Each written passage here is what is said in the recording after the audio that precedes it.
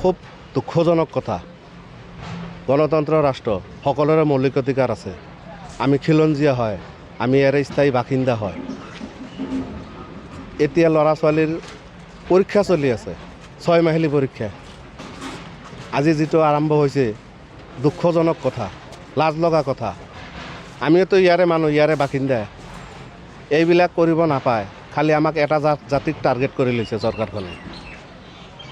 খালি আমাক এটা জাতিক টাৰ্গেট কৰি লৈছে। মই আহ্বান কৰিছোঁ, অনুৰোধ কৰিছোঁ, এনেকুৱা বস্তুটো বন্ধ কৰক।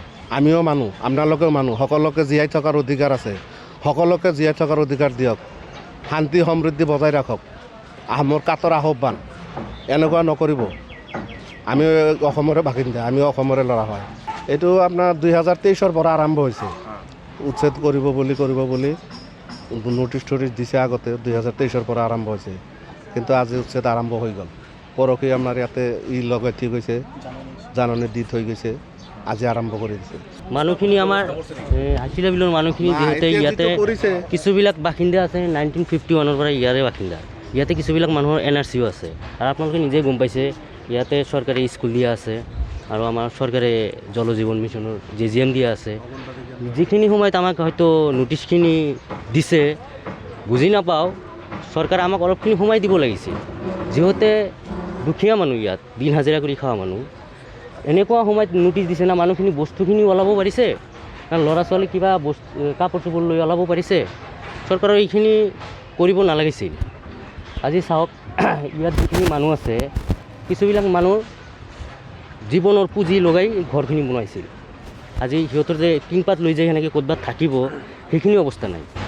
চৰকাৰে তাৰমানে এনেকৈ নাপায় আৰু। যিহেতু আমি অসমৰে মানুহ, আপোনালোকে নিজেই গম পায় যে হাইচিলা বিলৰ মানুহখিনি কোনো বৰপেটাৰ পৰা অহা নাই না ধুবুৰীৰ পৰা আহিছে। যিহেতু আমাৰ গোৱালপাৰাৰ লোকেল মানুহ।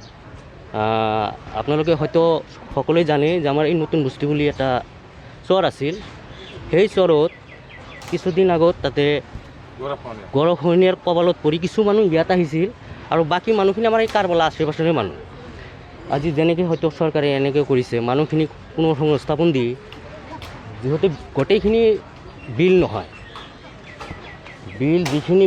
যিখিনি বিলতে থাকি গৈছে মানুহখিনি। আৰু যিখিনি মানুহ আছে নেচাৰেলি এইবিলাক আগতে টিলা হৈ আছে। সেইকাৰণে চৰকাৰক কাটাৰ আহ্বান, যদি আমাৰ যিহেতু চৰকাৰী ভূমি, চৰকাৰে ল'বই। আমাৰ চৰকাৰৰ প্ৰতি এটাই আহ্বান, যদি এফেকশ্যন কৰিছে ভাল কথা, এই মানুহখিনিক পুনৰ সংস্থাপন কেনেকৈ দিয়া যায়, আপোনালোকৰ থ্ৰুত চৰকাৰক আহ্বান জনাওঁ। মানুহখিনিক অতি সোনকালে আমাৰ মাননীয় মুখ্যমন্ত্ৰী মহোদয়ক কওক, অতি সোনকালে মানুহখিনিক যাতে পুনৰ সংস্থাপন দিয়ে।